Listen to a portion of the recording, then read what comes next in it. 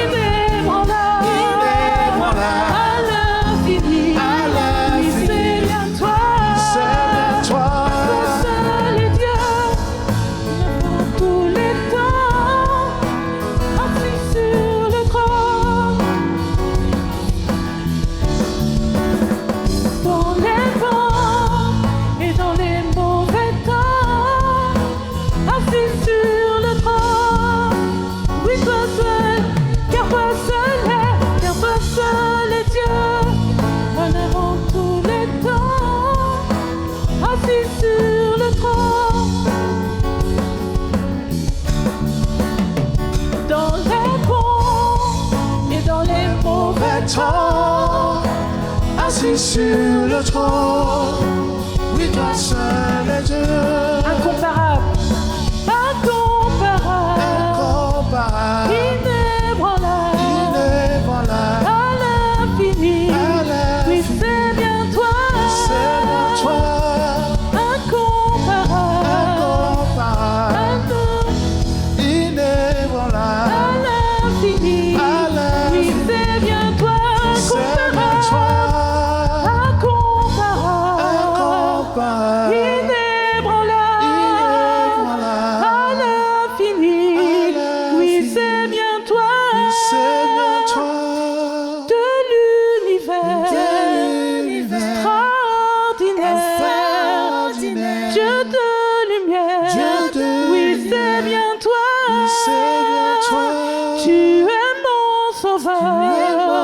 mon libérateur, Dieu tout-puissant, oui, c'est bien toi,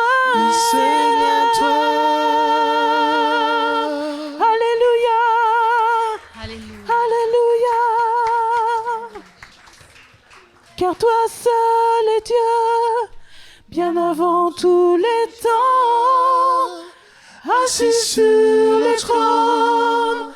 Oui, toi seul est Dieu, dans les bons et dans les mauvais temps, assis sur le trône.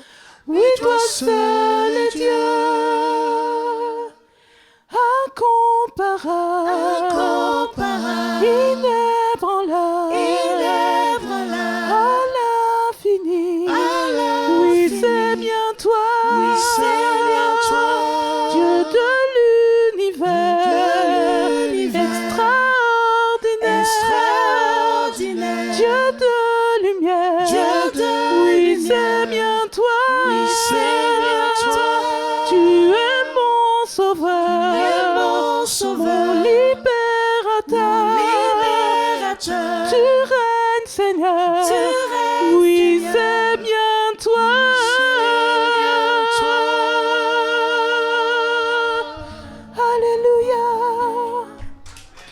Alléluia. En tout temps, je veux fixer mes regards sur toi. Je veux rappeler à mon âme toutes les fois où tu es intervenu, où ton bras puissant m'a secouru, où tu m'as extirpé des grandes eaux et tu m'as délivré, Seigneur. Je bénirai ton nom encore. Amen. Avec la force que tu me donnes.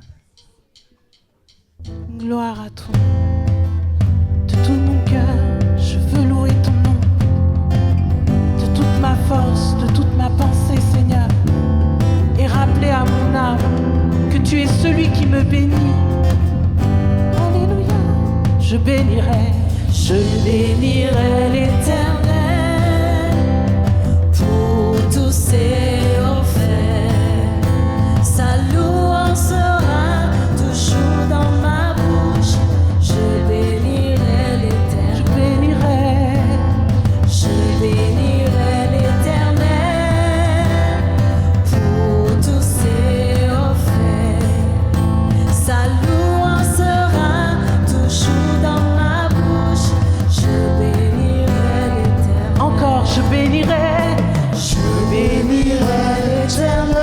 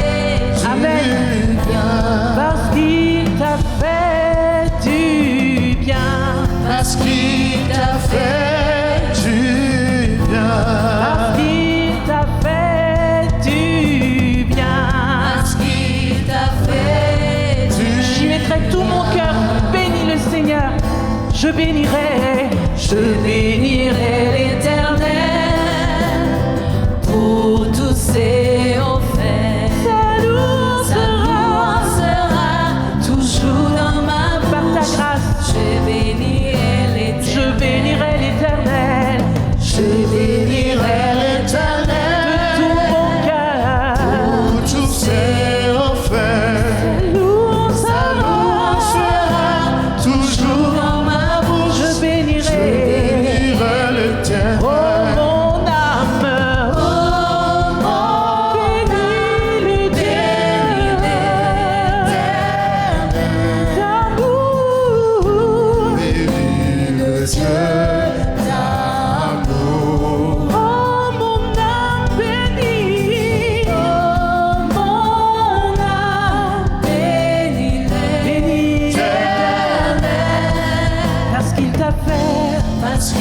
t'a fait du bien. J'exalterai l'Éternel de tout mon cœur. J'exalterai l'Éternel pour ses offerts. Sa louange sera toujours dans ma bouche. J'exalterai l'Éternel. J'exalterai l'Éternel pour tous ses offerts. Sa louange sera toujours dans ma bouche. naturel éternel. Oh mon âme, oh mon âme, éternel.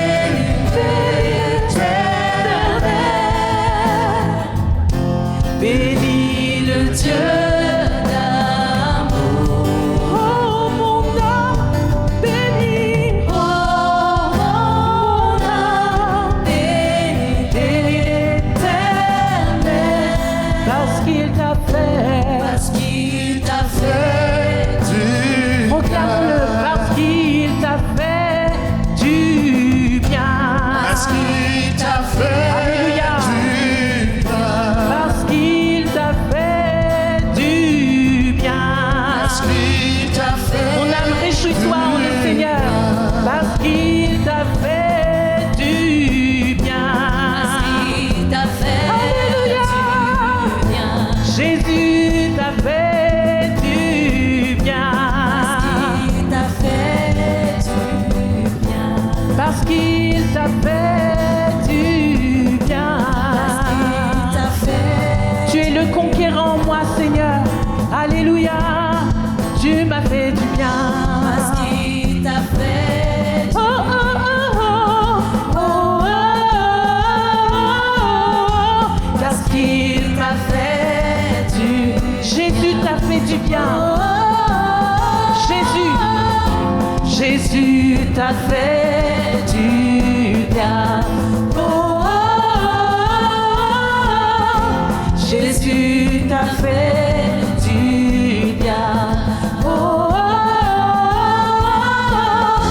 Jésus t'a fait du bien. Une dernière fois, ensemble. Jésus t'a fait du bien. Amen.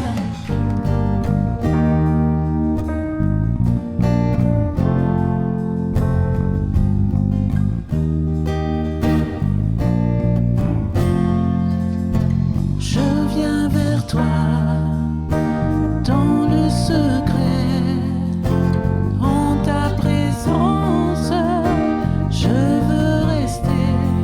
Tu es, tu seras toujours là. tout contre toi, près de ton cœur. Je peux entendre ta voix, Seigneur. Tu seras toujours là. Ébloui devant toi, éternel.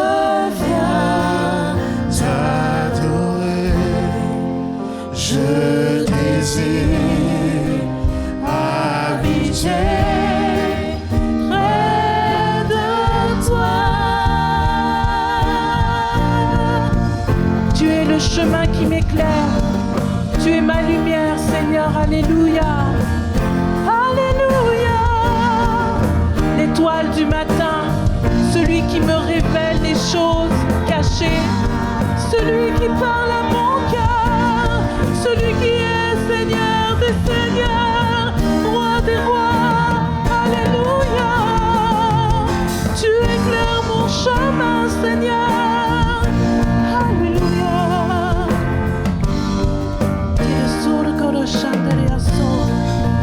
Tu es ma lumière, Seigneur. Ma lumière en toi. J'ai un Père, reçois ma prière. Tu es ma lumière. Tu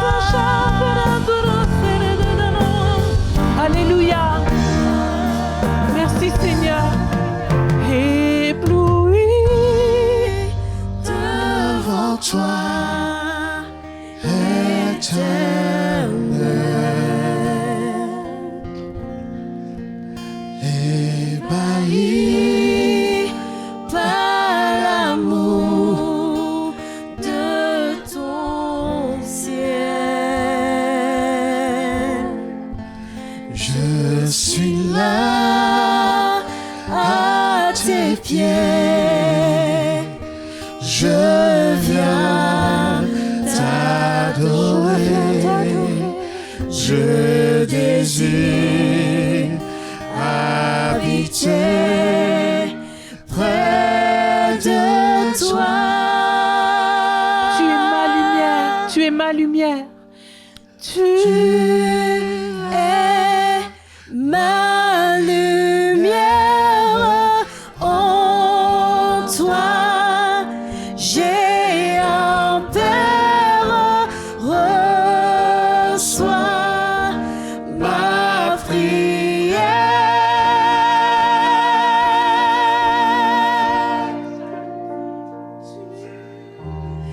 Et ma lumière en toi, j'ai un Père, reçois ma prière. élevons nos cœurs vers lui. Il a besoin d'entendre tes mots. Il a besoin d'entendre ton cœur lui parler. Il a besoin d'entendre ta voix s'élever vers lui.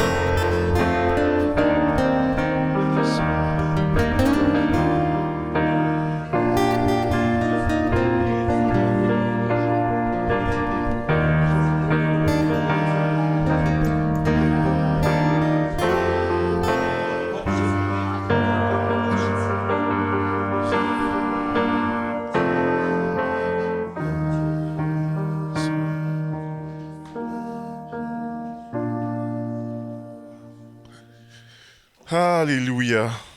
Quelle joie, quel privilège de pouvoir vous voir tous. Avant d'aller plus loin, vous avez la salutation de mon église. Je suis pasteur associé à l'église Hub Rive Sud, sur la rive sud de Montréal, en fait. Et ils savaient que je suis ici. Eux, ils sont dans quelques heures, ils vont commencer aussi leur premier culte aussi. Donc, à partir de 16 heures, heure d'ici, il va être 10 heures au Canada. Je suis vraiment béni d'être ici. Et puis, impliqué à l'église comme pasteur associé, impliqué aussi comme aumônier en milieu carcéral depuis maintenant plus de 10 ans.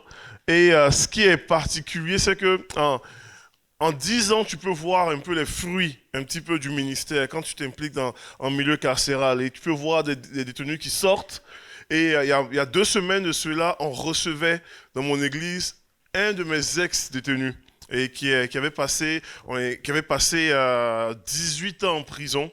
Et puis 18 ans en prison que Dieu a transformé. Bien entendu, il avait été condamné au premier degré, un meurtre au premier degré, qui signifie en fait un meurtre prémédité. Donc on parle de quelqu'un normalement et lui, dans son cas à lui, une vie complètement brisée. Dans son cas à lui, il avait tué de façon intentionnelle son ami d'enfance. C'est que c'était vraiment pas un ami qu'il connaissait. Il connaissait sa famille, il partait même faire des week-ends chez sa famille. Donc, tu te dis, mais comment est-ce qu'une personne comme cela peut faire ça? Et puis, comment est-ce qu'une vie comme cela, un cœur complètement éloigné des choses de Dieu, Dieu est capable de pouvoir le transformer, complètement changer sa vie, et puis faire de lui une nouvelle créature complètement changée, là. C'est que, et c'est ce que Dieu fait. C'est ce que Dieu fait en milieu carcéral. Et puis, vie complètement changée. Il avait pris une prison péperte. Et tellement sa vie a changé en prison. Et nous, normalement, il y a une possibilité au niveau de la loi qui permet que après 15 ans d'incarcération, s'il y a vraiment un changement majeur, on peut demander ce qu'on appelle une révision judiciaire. Donc, tu retournes en cours, à procès, avec jury, tout ça. Puis, il avait tellement changé que son agent de libération conditionnelle a autorisé encore qu'on puisse réintroduire cette révision en cours, elle est retournée en cours. Je suis allé en cours pour témoigner en sa faveur, tout ça, vie changée, finalement il sort de prison, il retourne aux études, il va à l'université, il est en train de devenir pasteur, il étudie au collège biblique aujourd'hui. Dieu qui fait des choses incroyables.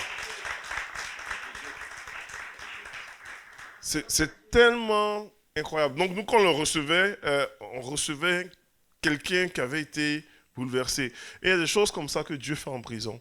Et on est béni là, on est vraiment béni aujourd'hui. Je vais vous déclarer peut-être pour certains qui venaient qui entendaient ça, vous pouvez imaginer, voir que bon, moi j'ai mon jeune qui est comme ça, ou j'ai mon ado qui m'écoute pas, ou qui ne suit pas la voix de Dieu, où il y a telle chose qui se passe là, où il y a telle situation dans ma vie. Tu n'as aucune idée de ce que Dieu peut faire. Et il n'y a pas normalement un péché trop grand, il n'y a pas normalement une longueur trop loin où est-ce que Dieu n'est pas capable d'agir. Vous savez, la Bible déclare que Dieu est capable de pouvoir même retourner, changer, transformer le cœur le plus endurci. Le cœur. Donc, gardez espoir de ce que Dieu est capable de faire parce que on le voit, on le vit, on l'expérimente à travers les années, on voit comment est-ce que Dieu transforme. Puis il y en a des témoignages là, de gens que Dieu touche encore aujourd'hui. Cet après-midi, je veux prendre un temps avec vous pour qu'on puisse rentrer dans la parole de Dieu.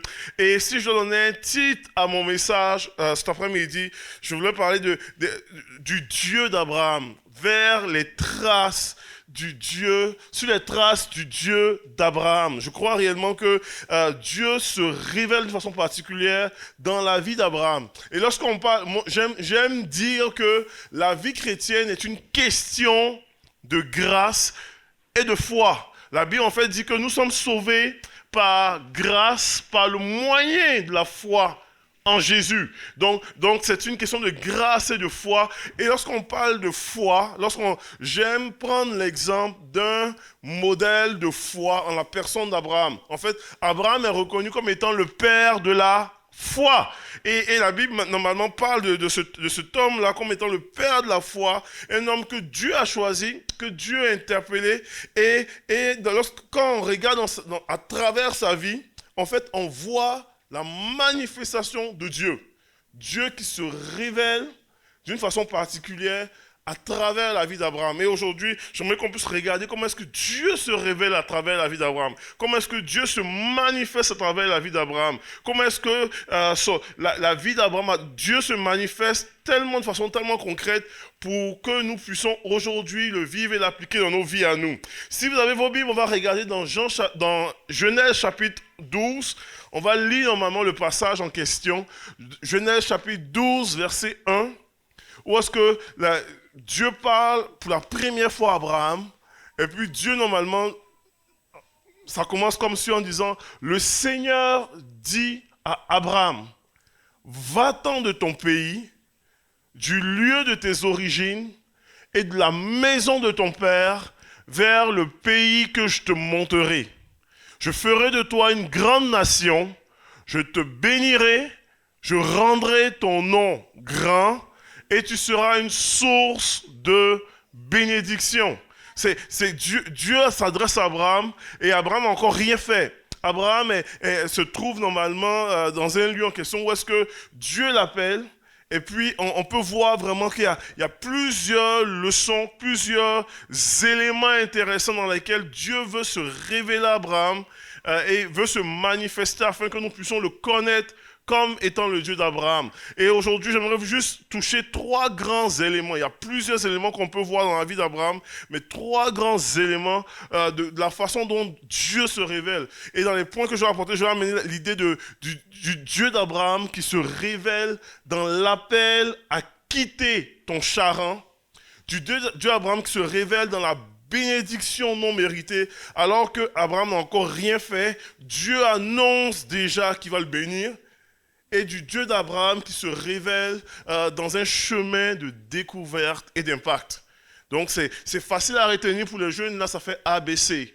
Donc si on pensait au message, vous dites ok, il a prêché ABC, aussi simple qu'ABC. Donc il y a vraiment cette idée-là du Dieu d'Abraham qui se révèle dans un appel à quitter ton charran. Quand on regarde dans les Écritures, vous comprenez très bien que dans les parchemins, dans les manuscrits, la Genèse n'a pas été écrite de façon séparée avec normalement Genèse 1, 2, 3, etc. Lorsqu'on prend les manuscrits sacrés au début, vous allez voir que c'est un bloc de caractères hébraïques. Donc, si vous regardez normalement les premiers textes, c'est vraiment un bloc, tout est écrit en un seul bloc de caractères hébraïques. Bereshit, Bara, Adonai, etc. Tout ça. Donc, c'est vraiment dans ce contexte-là. Donc, pour pouvoir comprendre comment est-ce que Dieu appelle Abraham, il faut retourner dans la Genèse chapitre 11 pour comprendre un petit peu le contexte. Et dans le contexte, si vous regardez dans Genèse chapitre 11, versets 31 à 32, en fait, vous allez comprendre pourquoi est-ce qu'on parle de l'idée de quitter ton charran. Le texte dit ceci, on dit Térak est nul autre que le père d'Abraham. Térak prit son fils Abraham, pour pouvoir bien comprendre. Térak prit son fils Abraham, son petit-fils Lot, qui était le fils d'Aran, et sa belle-fille Sarai, la femme de son fils Abraham. Ils sortirent ensemble d'Ur en Chaldée pour se rendre dans le pays de Canaan. Mais arrivés à Charan, ils s'y installèrent. Térak vécut 205 ans, puis il mourut à Charan. Ça, c'est la fin du verset du chapitre 11, verset 31, 32. Et après, ça, on dit, le Seigneur dit à Abraham, va-t'en de ton pays. Comprenez-vous un petit peu le contexte, un petit peu? Donc, c'est dans ce contexte-là qu'on comprend l'appel de Dieu à Abraham. Donc, l'idée du message consiste à pouvoir appeler Abraham à quitter Charan. Et le projet, quand on regarde le projet normalement, le projet du départ partait avec Térak, le père d'Abraham. La Bible mentionne normalement que Térak, normalement, avait un projet. On ne sait pas s'il avait reçu une révélation de Dieu. On n'a aucune idée. On sait que Térak, au début, au préalable, le père d'Abraham a un projet. Son projet consiste à pouvoir quitter d'Ur en Chaldée pour aller à Canaan. on va le savoir plus tard que Canaan est le lieu où est-ce que Dieu va amener Abraham.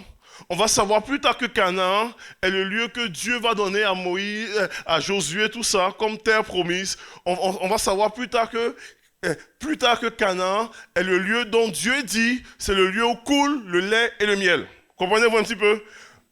Pour l'instant, on ne sait pas tout ça. Pour l'instant, on a juste un homme, un père de famille, qui a un projet, il prend son fils, il prend sa belle-fille, il prend son petit-fils et il décide d'aller normalement à Canaan. Mais la Bible déclare qu'à un moment donné, pendant le voyage, il arrive dans un lieu qui s'appelle Charan. Et puis, c'est comme si son projet au départ tombe à l'eau. Et il décide de s'arrêter à Charan. Et puis la Bible dit, les jours de Térak furent de 205 ans et Térak mourut à Charan. Lorsqu'on prend le mot, l'étymologie même du mot, Charan signifie littéralement route. C'est une route en question. Charan était un lieu de transition. Ce qui devait être un lieu de transition est devenu un lieu d'installation. Comprenez-vous un petit peu? Ce qui normalement devait être un passage est devenu un endroit où est-ce qu'il a décidé de pouvoir s'établir là et rester là. Puis Dieu va appeler Abraham à quitter Charan. À ne pas s'arrêter là, à continuer à avancer, à rentrer dans ce que Dieu veut pour sa vie. Comprenez-vous qu'il y a une réalité où est-ce que des fois nous vivons, nous avons nous-mêmes nos propres charans à nous, nos zones temporaires, qu'on finit par s'y habituer, qu'on finit par faire de ça normalement une résidence permanente, alors que Dieu veut que cela soit temporaire dans ta vie. Nous avons des fois des propres charans dans nos vies. Où est-ce que on est supposé avancer? Où est-ce qu'on est supposé progresser? Mais on ne progresse pas. Dans notre interprétation aussi de charan, charan littéralement aussi signifie aussi dessécher. Un lieu, on arrive des fois dans des zones desséchées qu'on choisit de pouvoir s'arrêter là. S'arrêter là et camper. Dans la Bible, ça arrivait à plusieurs reprises comme cela. Des gens que le peuple d'Israël, eux-mêmes plus tard, si vous lisez dans les Écritures, dans le désert, dans Deutéronome, on parle normalement du mont Horeb. Lorsque le peuple d'Israël sort d'Égypte, entre la montagne d'Horeb et la terre promise, la Bible dit qu'il y avait 11 journées de marche. 11 jours de marche. Mais ils ont tourné pendant 40 ans. Comprenez-vous un petit peu? Ils ont tourné et tourné pendant 40 ans. Quelque chose qui aurait dû prendre 11 jours, qui aurait dû être temporaire, a duré pendant 40 ans. Dans leur vie, a tourné en tant que tel. Et je crois réellement, ma prière véritablement, c'est que nous puissions quitter notre charan. Que nous puissions quitter notre charan. Tu peux toucher ton voisin et puis dire, quitte ton charan. Tu as besoin de quitter ton charan cet après-midi. Nous avons ces zones-là de confort qui te permettent... Je vais être honnête avec vous. Dans le désert, Dieu, dans sa grâce, pourvoyait la manne. Donc, il y a la manne, il y a quand même une bénédiction, il y a quand même quelque chose. C'est bien. Mais c'est jamais le lieu du lait et du miel. Et des fois on est comme ça, on accepte de se contenter un petit peu de la manne, d'un petit peu de bénédiction ça et là, d'un petit peu de ça. Et puis Dieu a tellement beaucoup plus. Il nous appelle à avancer. Mais là on dit non, on est dans la manne, au moins on a à manger. Au moins on a ça. C'est mieux que rien. C'est mieux que rien. Contente-toi de ça et puis on va rester ici. Si au moins tu ne sais pas l'autre côté tu as quoi. Donc si au moins tu as la manne, c'est bon, on va manger ça.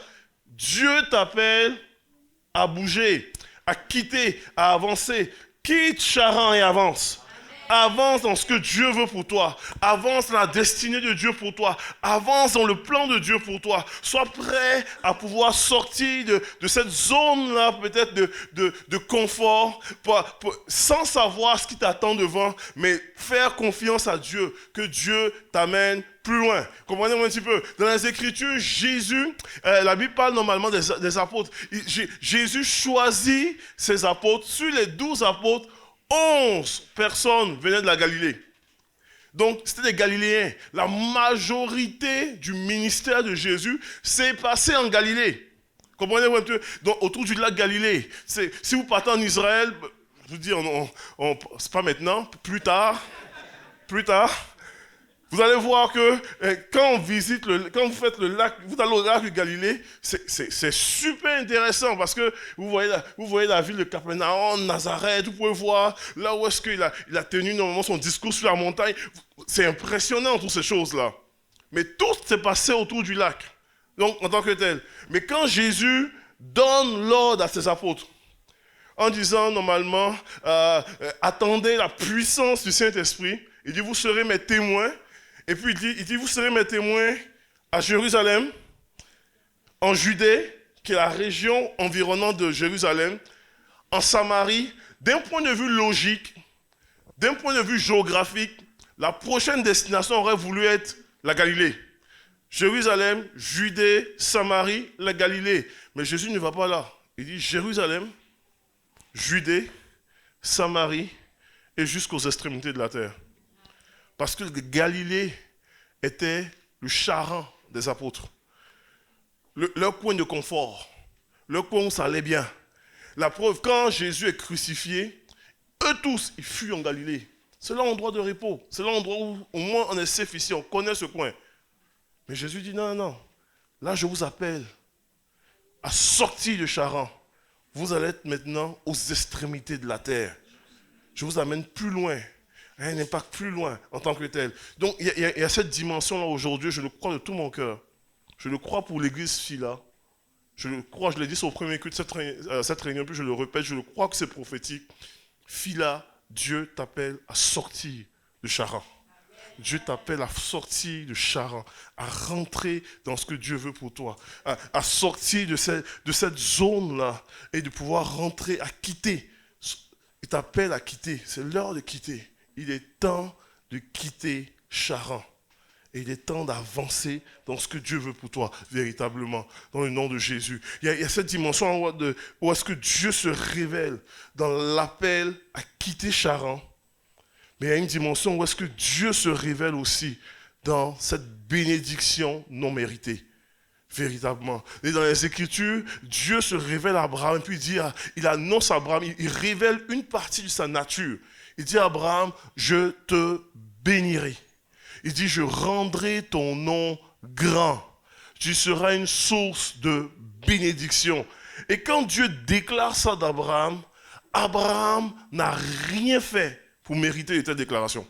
Il n'a absolument rien fait. Mais Dieu avait déjà choisi de bénir Abraham. Et comprenez très bien, Abraham normalement répond est dans une démarche d'obéissance vers la foi. Et Abraham est loin, comprenez très bien, est loin d'être un homme parfait. C'est un homme qui veut obéir à Dieu, mais il est loin d'être si parfait que ça. Il est loin d'être, dans sa marche, il y a des ratés, dans sa marche, il y a des erreurs qu'il fait, mais il suit le Seigneur. Il suit le Seigneur et Dieu le bénit. Comprenez? Quand on regarde au niveau de la marche d'Abraham, on se gratte un peu la tête. Il n'y a pas de choses extrêmement spectaculaires, mais on voit un homme qui est béni de Dieu. On voit normalement Abraham, la Bible déclare qu'Abraham sort de Charan, il arrive à Canaan. À un moment donné, il y a une espèce de famine. Famine dans le pays de Canaan. Lui, il s'en va en Égypte. Et alors qu'il va en Égypte, il va faire des gaffes là-bas. Il va demander à sa femme de se faire passer pour sa sœur. Et il dit aux gens, et finalement, le pharaon va prendre Sarah pour femme. Et Dieu va frapper l'Égypte. Et Abraham, comprenez, il ment sur sa situation matrimoniale. Dieu frappe l'Égypte parce qu'on prend Sarah pour sa sœur. Abraham sort de l'Égypte immensement riche. C'est bizarre ça. Comprenez-moi un petit peu? Dieu le bénit. Je dis, mais je ne suis pas en train de vous dire que maintenant il faut pécher là. Comprenez-moi très bien. Ce n'est pas du tout ça que je dis. Mais Dieu a décidé de bénir Abraham. au-delà des gaffes, tu sais, et on continue toujours. Abraham sort de cette situation-là. Finalement, les bergers d'Abraham, la Bible déclare dans Genèse chapitre 13, verset 9, bergers d'Abraham deviennent de plus en plus nombreux. Il y a une espèce de querelle qui commence entre les bergers d'Abraham et les bergers de son neveu. Il y a une grosse chicane, comme on le dit en bon québécois, et qui prend place. Et Abraham demande à son neveu, il dit, ok, choisis une direction. Si tu vas à gauche, je vais à droite, tu vas au nord, je vais au sud, décide où est-ce que tu t'en vas, mais on doit se séparer. Finalement, son neveu choisit d'aller vers les plaines verdoyantes de Sodome et Gomorrhe. Et Abraham s'en va vers des lieux arides, désertiques. Et alors qu'il s'en va là, la Bible déclare que Dieu bénit Abraham. Encore. C'est dans un choix que tu dis, mais comment ça se passe ça finalement, et encore, on continue toujours dans l'histoire. Dans l'histoire encore, Abraham, dans Genèse chapitre 16, il veut avoir un enfant, il n'y a pas d'enfant, lui et sa femme. Et ils attendent, ils espèrent, mais il n'y en a pas. Finalement, sa femme dit, écoute, ça ne marche pas ton histoire. Ce que je vais te faire, je te conseille, j'ai une servante qui est égyptienne, elle est encore jeune, elle peut enfanter, un enfant avec elle, et puis on va s'arranger. Finalement, Abraham va faire encore cette gaffe-là. Il va accepter cette proposition. Il fait un enfant avec sa servante, Agar, Ismaël. C'est une erreur. Dieu dit, ce n'est pas l'enfant de la promesse. Mais je vais te bénir, je vais le bénir, il va devenir une nation. Tu dis, waouh! Vous comprenez un petit peu? Dieu a décidé de bénir Abraham, indépendamment de ses ratés. Comprenez-vous un petit peu? On continue toujours. Plus tard, Genèse chapitre 20, Abraham rencontre un homme du nom d'Abimelech, à Guérar. Et puis Abraham n'a pas appris de ses erreurs. Même erreur encore, il dit à sa femme, tu vas te faire passer pour ma soeur. Encore. C'est déjà arrivé en Égypte. Pas grave, on le fait encore. On le refait. Puis finalement, elle se fait passer encore pour sa sœur. Abimelech veut prendre veut prendre Sarah pour femme.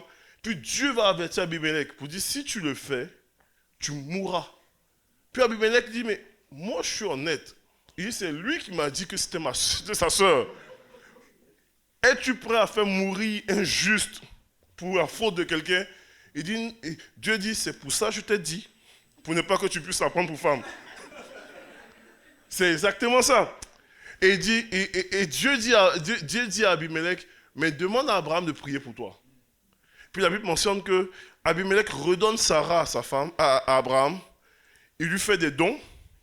Et Abraham prie pour Abimelech, qui lui, normalement, avait une femme et des servantes qui ne pouvaient pas avoir d'enfants.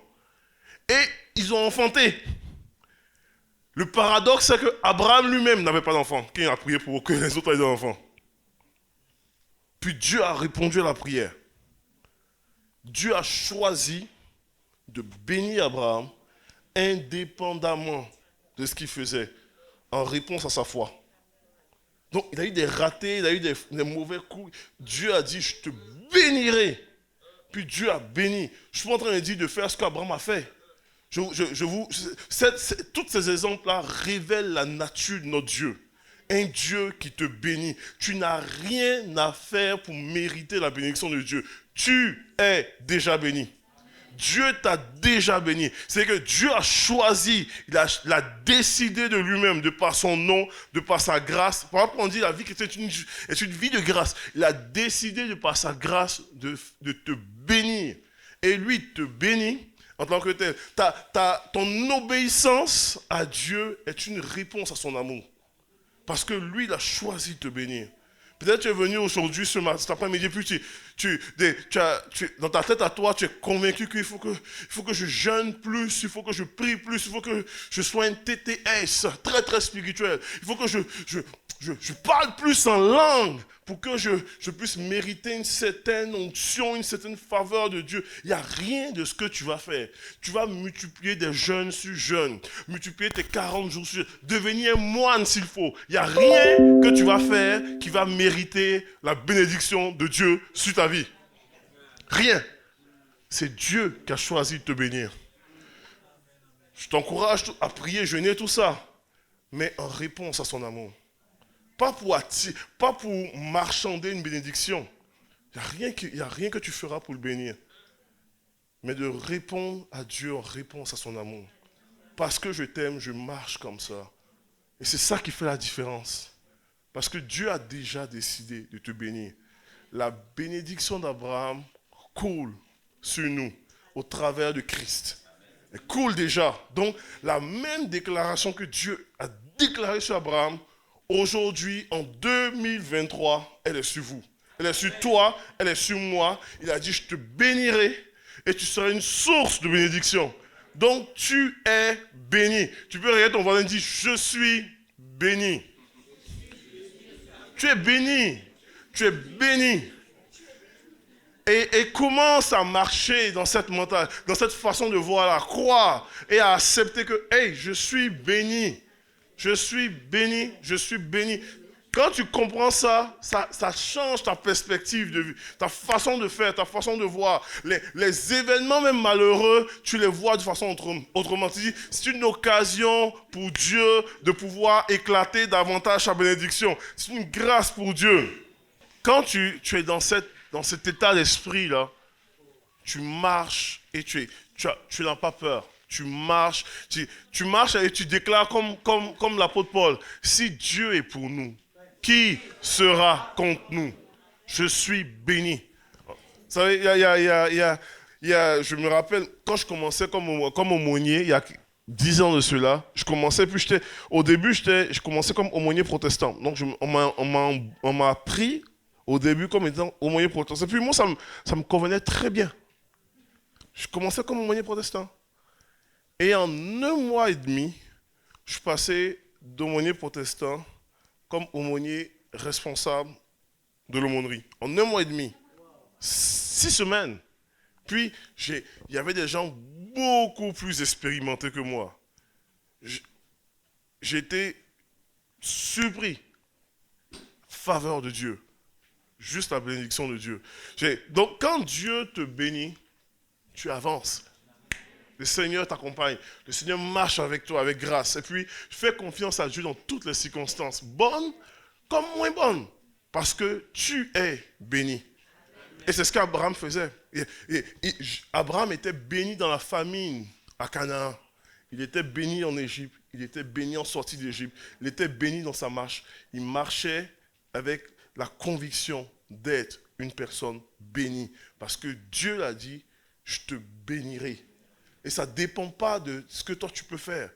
C'est lui qui l'a décidé. C'est lui qui l'a décidé. J'ai expliqué au premier que je disais, il n'y a pas très longtemps, il y a 1 semaine de cela, j'ai eu l'occasion de prêcher sur Zoom, une dernière fois au Pakistan. Puis, au début, quand j'ai commencé, la première fois, je côtoyais un pasteur au Pakistan, tout ça, depuis plusieurs années maintenant. Et à un moment donné, il me demande, est-ce que tu peux, avec toute l'histoire de pandémie, est-ce que tu peux normalement amener un message à mon équipe de leadership, ou mon équipe de pasteurs, tout ça, juste un message d'encouragement. Ok, en anglais. Ok. Et puis, je comprends l'anglais. C'est une chose. Prêcher en anglais, c'est une autre. Vous comprenez? Ça m'a pris 4 fois plus de temps de me préparer. Puis, honnêtement, c'était dur. Je l'ai fait, c'est sorti, tout ça ou quoi. Puis pour moi, c'était un exercice. Fiou.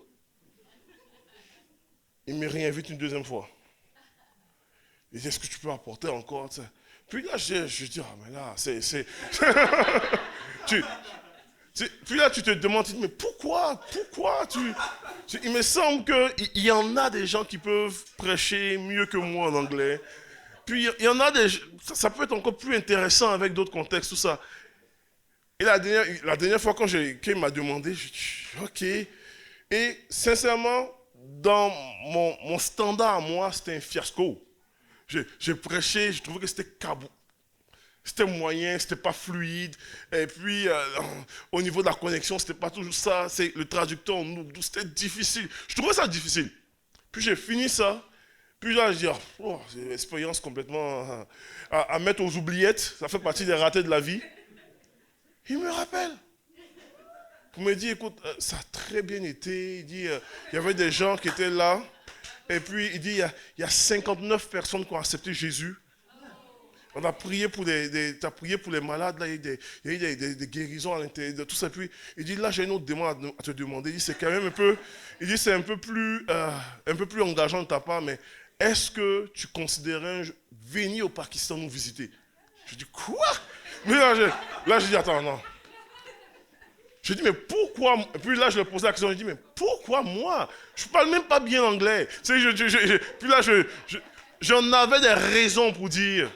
Puis il me répond, il dit, non, tu sais, il y a quelque chose il dit, tu as quelque chose à partager, ton cœur. Il dit, j'aime ton cœur. Il dit, le Seigneur me met ton nom sur mon cœur. Tu sais, puis vraiment, considère cela. Puis je dis, Mike, quand Dieu met sa main sur toi ou quand Dieu te bénit, puis j'ai jamais dans mon radar pensé un jour aller. Tu comprends un peu? Mais quand Dieu met sa main sur toi, capable de pouvoir ouvrir des portes insoupçonnées, capable d'ouvrir des portes insoupçonnées. Et ça, c'est ça notre Dieu. C'est pas parce que tu es meilleur que qui que ce soit. C'est pas parce que il a décidé de te bénir. Et aujourd'hui, prends-le comme une promesse. Dieu a décidé de te bénir. Amen. Donc, Dieu se révèle dans l'appel à quitter Charan, mais Dieu se révèle dans la bénédiction non méritée. Et tu ne mérites pas cette bénédiction. C'est pas parce que tu ne mérites pas. Il a décidé. Et je vais terminer mon point cet après-midi. Dieu se révèle dans le chemin de découverte et d'impact. Et je ne pouvais pas ne pas parler de ça. Quand on pense à la vie d'Abraham, je dirais le point culminant de l'exercice de foi d'Abraham se trouvait dans le sacrifice d'Isaac. Parce que ça, c'est quelque chose. Alors que normalement, Dieu appelle Abraham, puis la Bible même parle du fait que Dieu même veut mettre Abraham à l'épreuve. Comprenez très bien, de la Genèse jusqu'à l'Apocalypse, jamais Dieu a demandé à qui que ce soit d'offrir son fils en sacrifice. Jamais. Il n'a pas demandé à une personne, un être humain. Mais Dieu le fait avec Abraham. Et puis, la manière dont il le fait, c'est assez particulier. Il dit, dans Genèse chapitre 22, verset 2, il dit, Abraham, dans le verset 1, il dit, Abraham dit, me voici. Il dit, prends ton fils, ton unique, celui que tu aimes. Et puis il va racheter, il va dire, si tu n'es pas sûr de savoir c'est qui, c'est Isaac. Prends Isaac, va-t'en dans le pays de Morija, et là, offre-le en holocauste sur la montagne que je te dirai. Moi, ce n'est pas marqué dedans, mais je suis convaincu qu'Abraham, quand il le fait là, il ne le dit pas à sa femme. S'il doit le dire à sa femme, peut-être sa femme va lui dire, toi, c'est toi qui vas mourir, c'est pas mon fils qui va, tu n'amènes pas mon seul fils là-bas. Elle a eu à 90 ans, puis toi, tu vas le prendre pour aller l'amener où? Vous comprenez un petit peu? Donc, la Bible mentionne qu'Abraham ne dit à personne, il ne dit même pas à l'enfant, il dit à personne. Il prend l'enfant, il prend un serviteur, il commence à aller à la montagne en question. C'est une situation assez inusitée là. Puis à un moment donné, il dit au serviteur, restez ici. Attendez, moi et l'enfant, on va pour adorer. Donc l'enfant même va commencer à soupçonner un petit peu. Parce que ils s'en vont pour adorer. Puis à un moment donné, à partir du verset 7-8, l'enfant va dire, mon père. Il répond, me voici. Et il dit, voici le bois, voici le feu, mais où est l'agneau pour l'holocauste? Abraham ne répond pas pour dire, non, c'est toi l'agneau en fait. Peut-être s'il disait ça, Isaac aurait pris le bois pour dire, attends, je t'en sommé ici, c'est pas moi, c'est moi, tu veux me prendre pour un agneau, ça ne marche pas. Comprenez? Donc, mais Abraham va répondre, et la réponse qu'Abraham va donner est une réponse extraordinaire, une réponse prophétique. Peut-être Abraham ne mesure pas la portée de sa réponse. Mais cette réponse-là est tellement prophétique qu'aujourd'hui, 4000 ans plus tard, un des noms de Dieu. Abraham va prononcer un des noms de Dieu. Où est-ce que Dieu se révèle comme cela? Il répond en disant, mon fils, Dieu pourvoira lui-même l'agneau pour l'Holocauste. C'est Dieu qui va pourvoir l'agneau. Puis aujourd'hui, on chante, on dit Jéhovah Jireh, l'Éternel qui pourvoit. Et c'est ça. Et c'est exact. C'est Abraham qui le mentionne pour la première fois ça. Dieu qui pourvoit. Dieu pourvoira lui-même l'agneau. Et alors qu'il montre comme ça, on connaît le récit. Il finit par prendre son enfant et le met avec une intention de le tuer pour pouvoir l'offrir à l'Éternel. Et l'ange de l'Éternel va arrêter Abraham pour dire ne le fais pas. Puis il dit, je vois maintenant que tu crains l'Éternel. Tu n'as même pas refusé ton unique pour Dieu. Puis là, Dieu va faire une promesse. Il a dit, je jure par moi-même. Je vais te bénir. Toutes les familles de la terre vont être bénies par toi. Il y a quelque chose qui va prendre place là. Puis là, je lis ce récit-là. Et puis à chaque fois, je le dis, moi, j'ai la chair de poule. Tu lis le récit là. Et ce jour-là, sur le mont Morija, Dieu a pourvu un animal à la place d'un fils. Mais Dieu a promis aussi que toutes les familles vont être bénies. Dieu a pourvu un animal là. Si on voit dans la prochaine diapo, vous allez voir que plus tard, Exode chapitre 12, l'établissement de la Pâque, on se rappellera de ça. Lorsque Dieu va établir la Pâque, Dieu annonce normalement qu'il y a un ange de la mort qui va frapper tout le pays d'Égypte. Puis là, normalement, il demande à toutes les maisons, il devait choisir un agneau, sans tache, 1 an, il devait être mis à mort, et on devait prendre le sang de l'agneau pour le mettre sur le linteau des portes. Et une fois qu'on a le mettre sur le linteau des portes, lorsque l'ange viendrait, lorsqu'il verrait l'agneau sur le sang des portes, il passerait par-dessus. Et les maisons seront épargnées. Donc, dans Exode chapitre 12, il fallait pouvoir un agneau pour la vie des occupants d'une maison. Comprenez-vous? On a commencé avec un fils. Là, on parle maintenant d'un agneau pour des occupants d'une maison. Quand la Pâque passe, dans Lévitique chapitre 9, la Bible mentionne que le souverain sacrificateur, une fois par année, Dieu établit ça comme une règle perpétuelle. Il dit, souverain sacrificateur, une fois par année, va normalement prendre un agneau, sans tache, ni ride, de 1 an, le mettre à mort, prendre le sang de l'agneau, entrer dans un endroit qu'on appelle le lieu très saint, où se trouve l'arche de l'alliance. Et il devait répandre le sang de l'agneau sur l'arche de l'alliance pour le pardon du péché de toute la nation. On a commencé avec un fils que Dieu a pourvu, une maison, des occupants d'une maison. Là, on arrive maintenant pour un agneau pour le pardon du péché de toute une nation. Vous voyez que l'impact est en train de se répandre là. Et quand vous continuez toujours la lecture, vous arrivez dans Jean chapitre 1, verset 29. Jean-Baptiste voit Jésus proche du Jourdain. Et la déclaration de Jean-Baptiste, il dit, voici l'agneau de Dieu qui ôte le péché du monde entier. C'est du monde. Tout ça, ça a commencé avec un homme qui était prêt à offrir son fils. Puis Dieu dit non, ce qui s'est passé là, était un point marquant dans l'histoire. Puis moi, je promets que toutes les familles vont être bénies comme ça. Jusqu'à l'arrivée. Donc, ce qui s'est passé là était juste l'ombre de choses à venir. Je vous ai dit normalement que Dieu n'a jamais demandé ce sacrifice-là à aucun autre humain.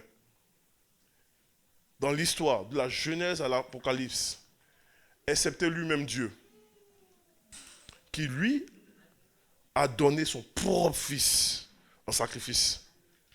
Vous comprenez? Si vous lisez normalement, puis ce qui est particulier dans ce truc-là, Dieu envoie Abraham à Morija, sur le mont Morija.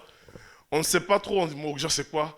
Si vous lisez dans 2 Chroniques, chapitre 3, verset 1, en fait, Morija plus tard va être conquis par David, qui va changer le nom de la montagne par Sion.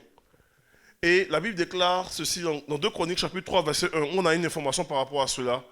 Salomon commença à construire la maison de l'Éternel à Jérusalem, sur le mont Morija.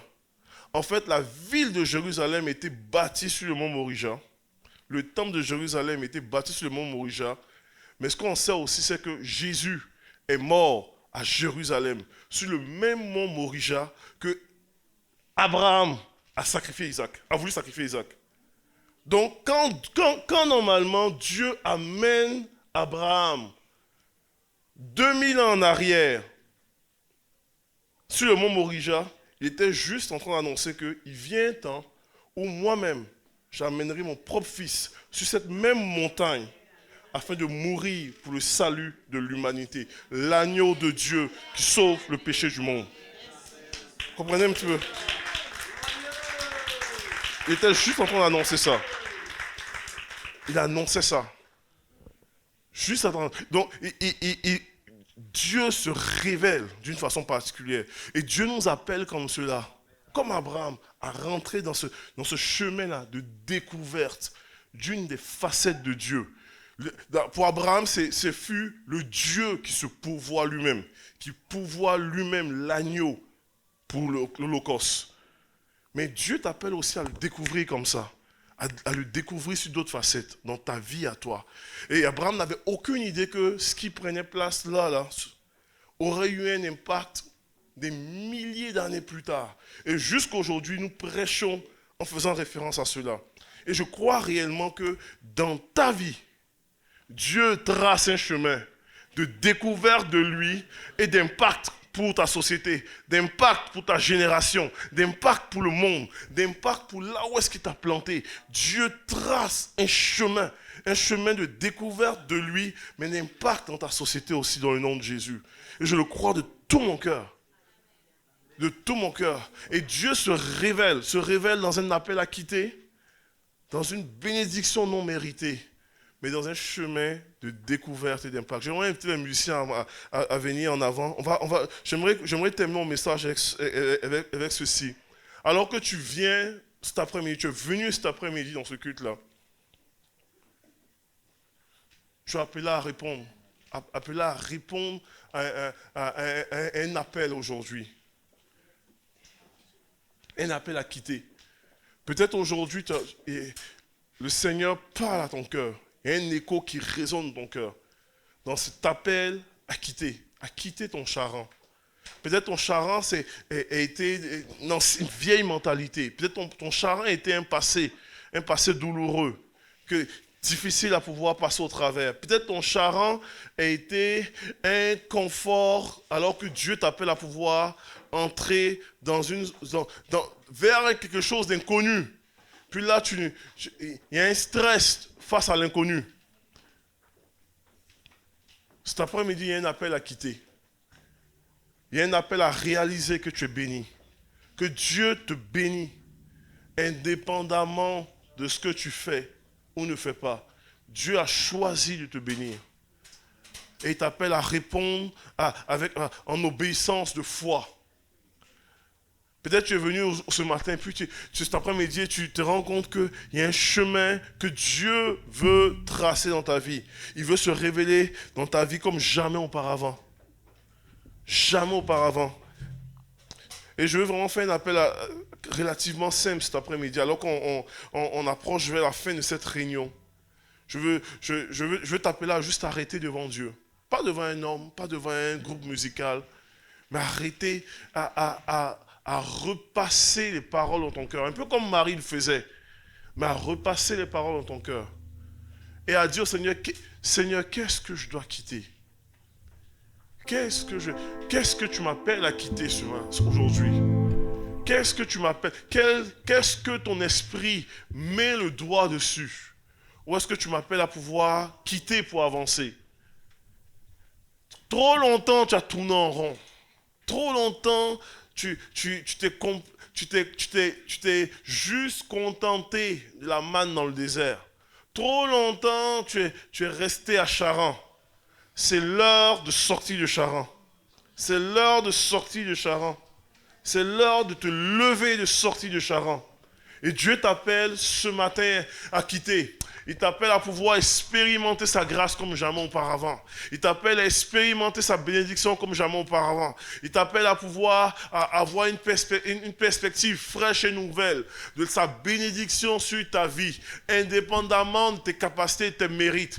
Il t'appelle à pouvoir le découvrir comme jamais, à le découvrir sur plusieurs facettes comme jamais auparavant, à pouvoir avoir une vie d'impact dans ta génération. Et s'il y a un écho qui résonne dans ton cœur comme cela aujourd'hui, j'aimerais qu'on puisse transformer les prochaines minutes là, dans une minute où est-ce que je vois un peuple qui se lève et qui se soupire après son Dieu, qui soupire après son roi, qui laisse Dieu te toucher, te visiter, qui laisse son esprit t'interpeller, qui laisse sa flamme te visiter, qui laisse sa grâce te remplir, qui laisse sa puissance te toucher cet après-midi et qui fait une œuvre en profondeur dans ta vie.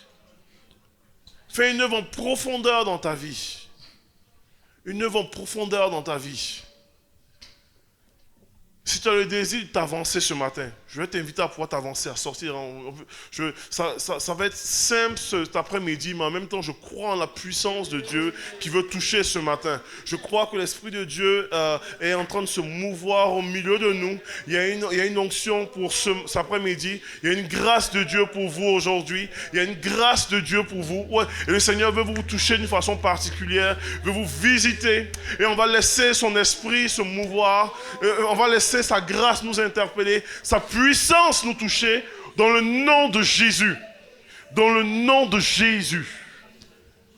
Dans le nom de Jésus.